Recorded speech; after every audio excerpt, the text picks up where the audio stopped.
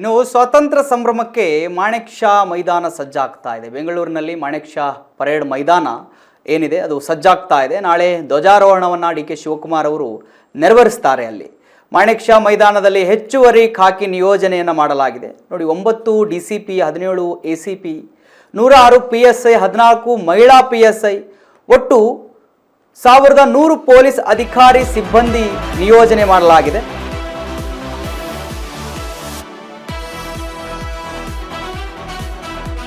ವೀಕ್ಷಕರೇ, ಸ್ವಾತಂತ್ರ್ಯ ಸಂಭ್ರಮಕ್ಕೆ ಮಾಣೆಕ್ ಶಾ ಮೈದಾನ ಸಜ್ಜಾಗ್ತಾ ಇದೆ. ಬೆಂಗಳೂರಿನಲ್ಲಿರುವ ಮಾಣೆಕ್ ಶಾ ಪರೇಡ್ ಮೈದಾನ ಇದು. ನಾಳೆ ಧ್ವಜಾರೋಹಣ ನೆರವೇರಿಸುತ್ತಾರೆ ಅಲ್ಲಿ CM DK ಶಿವಕುಮಾರ್ ಅವರು.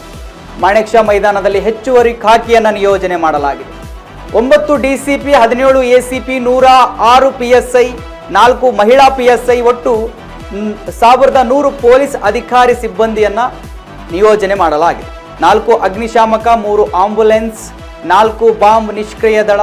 ಮೈದಾನದ ಹೊರಭಾಗದಲ್ಲಿ 110 CCTV ಅಳವಡಿಕೆ ಮಾಡಲಾಗಿದೆ. ಸ್ವಾತಂತ್ರ್ಯೋತ್ಸವ ತಾಲೀಮು ನಡೀತಾ ಇದೆ ಮಾಣೆಕ್ ಶಾ ಮೈದಾನದಲ್ಲಿ. GBA ಕಮಿಷನರ್, ಪೊಲೀಸ್ ಆಯುಕ್ತರಿಂದ ಪರಿಶೀಲನೆ ಕೂಡ ನಡೀತಾ ಇದೆ. ವೀಕ್ಷಕರೇ, ನಾಳೆ 80ನೇ ಸ್ವಾತಂತ್ರ್ಯೋತ್ಸವ, ಹೆಮ್ಮೆಯ ಕ್ಷಣ, ದೇಶಕ್ಕೆ ಸ್ವಾತಂತ್ರ್ಯ ಸಿಕ್ಕ ಕ್ಷಣ. ಅದಕ್ಕೆ ಸಂಬಂಧಪಟ್ಟ ಹಾಗೆ ಬೆಂಗಳೂರಿನಲ್ಲಿ ಮಾಣೆಕ್ ಶಾ ಮೈದಾನ ಪರೇಡ್ ಮೈದಾನ ಏನಿದೆ ಸಜ್ಜಾಗ್ತಾ ಇದೆ. ಅಲ್ಲಿ ಮುಂಜಾಗೃತ ಕ್ರಮವಾಗಿ ಏನೆಲ್ಲ ವ್ಯವಸ್ಥೆ ಮಾಡಬೇಕು ಎಲ್ಲ ಕೂಡ ಆಗ್ತಾ ಇದ್ದಾವೆ. ನಾಳೆ DK ಶಿವಕುಮಾರ್ ಅವರು ರಾಜ್ಯದ ಮುಖ್ಯಮಂತ್ರಿ ಆದ ನಂತರ ಮೊದಲನೇ ಬಾರಿಗೆ ಧ್ವಜಾರೋಹಣವನ್ನು ಮಾಡ್ತಾ ಇದ್ದಾರೆ.